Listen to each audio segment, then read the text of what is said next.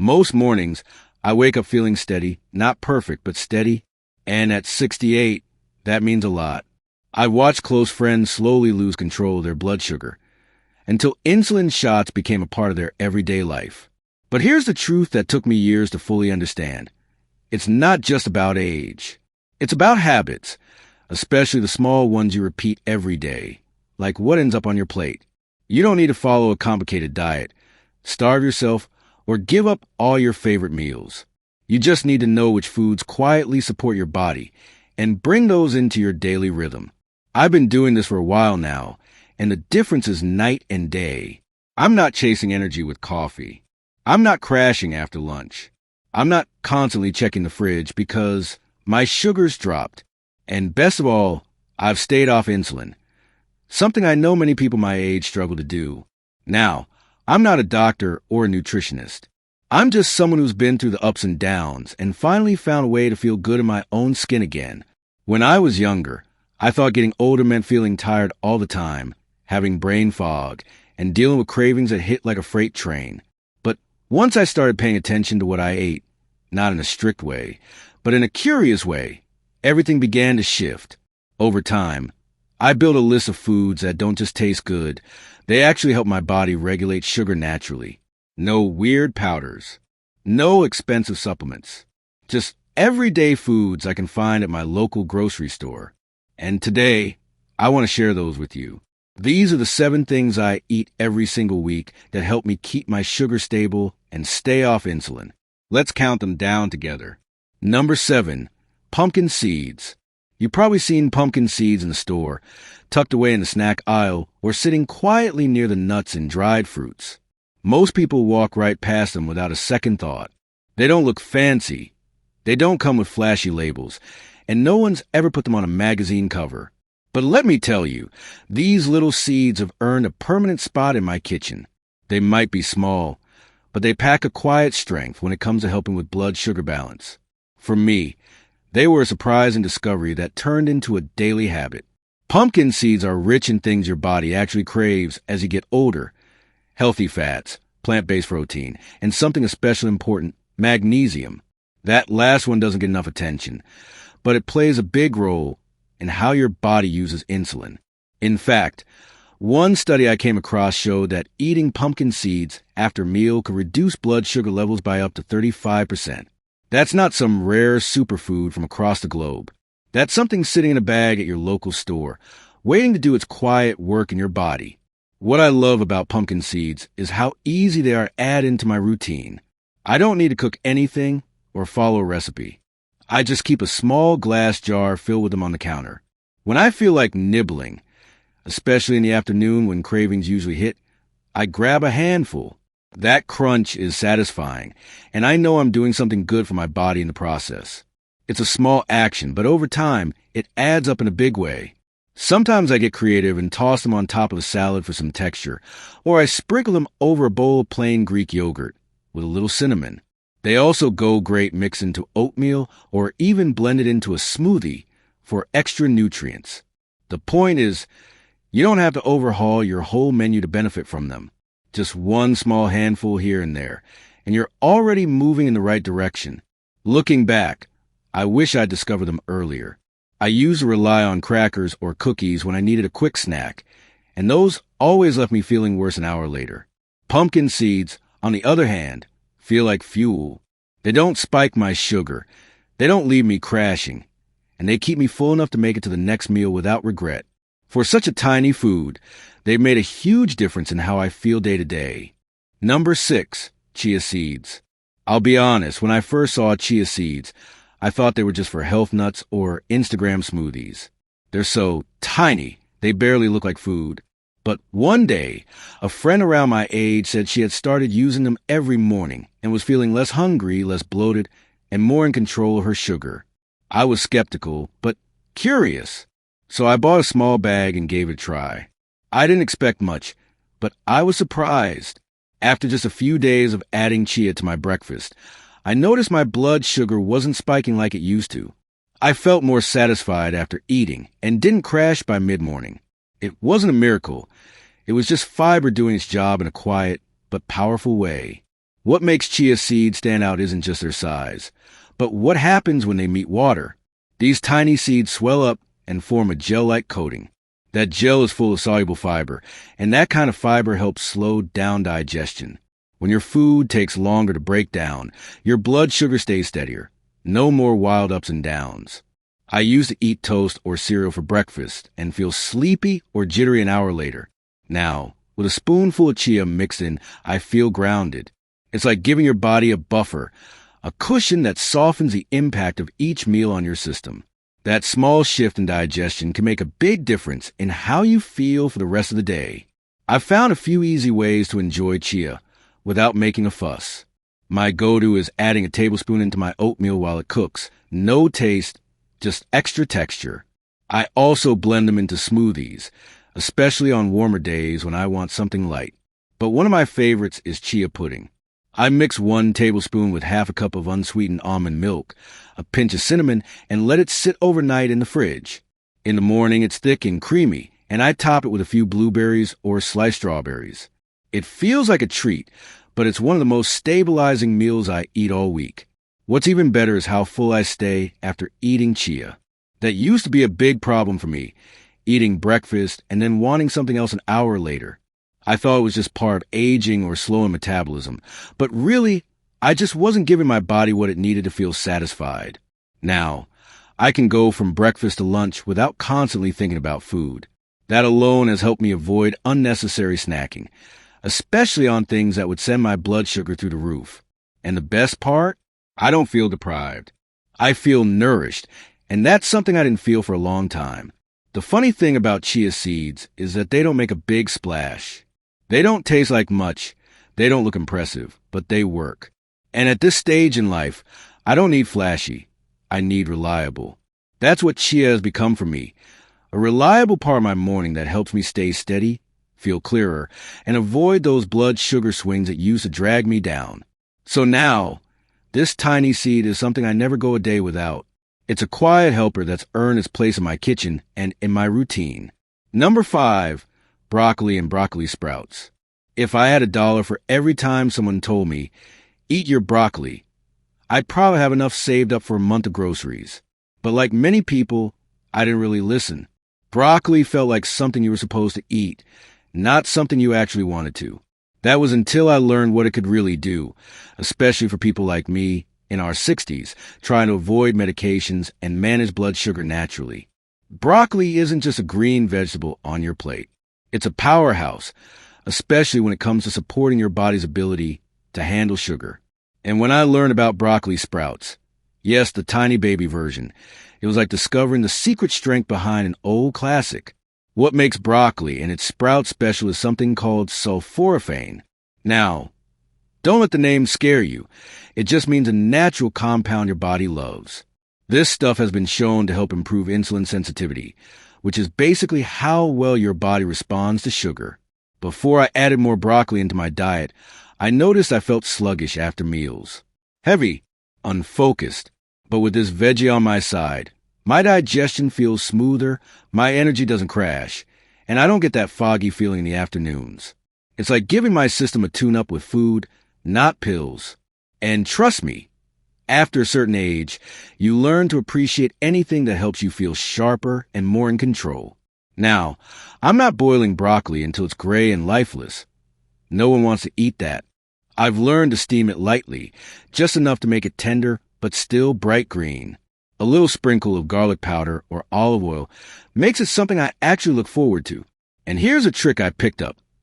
Adding a bit of mustard powder. When you cook broccoli boosts its sulforaphane power. Just a pinch makes a difference. As for broccoli sprouts, I find them at the local farmer's market or health store. They're great tossed onto eggs in the morning or mixed into a sandwich at lunch. They add a crunch and a big nutritional punch, without changing the taste much. What surprised me is how affordable and simple it is to keep broccoli in rotation. It's not fancy or hard to find. And when you're shopping on a budget, like many of us are in retirement, you want foods that stretch your dollar and protect your health. I can buy a head of broccoli for just a couple of bucks and make it last several meals. Or I'll grow a small batch of broccoli sprouts right in my kitchen window. Just a jar, water, and a few seeds. It's easy, and it feels good to know I'm growing something that's helping me stay off insulin naturally. Sometimes, the best support doesn't come in a bottle. It comes in the form of familiar food that's been with us since childhood. I see broccoli differently now. It's not a chore, it's a quiet ally. It's part of my weekly rhythm, one of those go-to foods I trust. When I eat it, I know I'm giving my body what it needs to stay strong, balanced, and independent. And at this age, independence is everything. If a humble green vegetable can help me hold on to that a little longer, then you'd better believe I'm eating it. And I'm grateful for every bite. Number 4, berries. There was a time when I avoided anything sweet out of fear. I thought every little bite of fruit might send my sugar through the roof. But then I learned something that changed the way I see berries. Not all sweet things are the enemy. In fact, some are powerful allies. Berries, especially blueberries, raspberries, and strawberries, have become a steady part of my routine. Not only are they delicious, they actually help your body handle sugar more gracefully. It's one of those rare cases where something that tastes like a treat is also doing good behind the scenes. And let's be honest, life's better when there's something sweet to look forward to. What makes berries so helpful is a combination of fiber and antioxidants they bring to the table. That fiber slows down how fast the sugar in food hits your bloodstream, and those antioxidants help your cells respond better to insulin. The result? You don't get the same spikes and crashes you might get from processed sweets. For me, adding berries to my breakfast helps solve a long-standing problem. Feeling tired and hungry again just an hour after eating. Now, I can have something sweet that keeps me full, stable, and satisfied. And there's something comforting about starting the day with something bright and colorful on your plate. My go-to is half a cup of berries in the morning, either with oatmeal, sprinkled over Greek yogurt, or blended into a smoothie. Sometimes I even freeze them and eat them like little frozen snacks in the afternoon. They're refreshing, naturally sweet, and incredibly easy to enjoy. And the best part? You don't need a huge amount. Just a handful goes a long way. I used to think eating healthy meant restriction, but berries have shown me that it can mean abundance, color, flavor, and joy, all in one bowl. Of course, fresh berries can be pricey depending on the season, so I often buy them frozen, especially blueberries. They're just as nutritious, and they keep for months in the freezer. I toss a few into whatever I'm eating, and they melt right in. It's convenient, it's affordable, and it feels like a small luxury that fits into a simple life. And when you've spent years watching every dollar, finding a food that feels indulgent and supports your health is a small but powerful victory. Berries gave me back something I didn't realize I'd lost. The joy of eating something sweet without fear. They're proof that nature knows what it's doing, and that not all sugar is created equal. I look forward to that moment each day, spoon in hand, bowl of berries in front of me. It's not just breakfast. It's a reminder that taking care of yourself doesn't have to feel like punishment. Sometimes, it can taste like strawberries. Number 3, oats, especially steel-cut or oat bran. There's something comforting about a warm bowl of oatmeal in the morning. For me, it's more than just breakfast. It's part of a rhythm that sets a tone for my day. But what I didn't know years ago is that the kind of oats you choose makes a big difference, especially when it comes to blood sugar. Instant oats might be convenient, but they break down quickly in your body and can spike sugar levels. That's why I made the switch to steel-cut oats and oat bran. These take a little longer to cook, sure, but they also take longer to digest, and that's exactly what helps keep your sugar steady. Oats are rich in something called beta-glucan, a type of fiber that forms a thick gel in your gut. I know that doesn't sound glamorous, but that gel slows down how fast your body absorbs carbs. It's like putting the brakes on your blood sugar after a meal. Since making oats part of my morning routine, I've noticed fewer crashes and more consistent energy. I used to need coffee just to make it 10 a.m., but now, a solid bowl of oats does the job on its own. It's a simple change that made a big impact, not just on my sugar, but on my whole morning. I usually cook half a cup of steel-cut oats with water or unsweetened almond milk. When it's ready, I add cinnamon, a few chia seeds, maybe some frozen blueberries, or a sprinkle of pumpkin seeds. It's warm, filling, and keeps me full well into the afternoon. And here's the thing, it doesn't have to be the same every day. Some days I switch to oat bran, which cooks faster and has a smoother texture.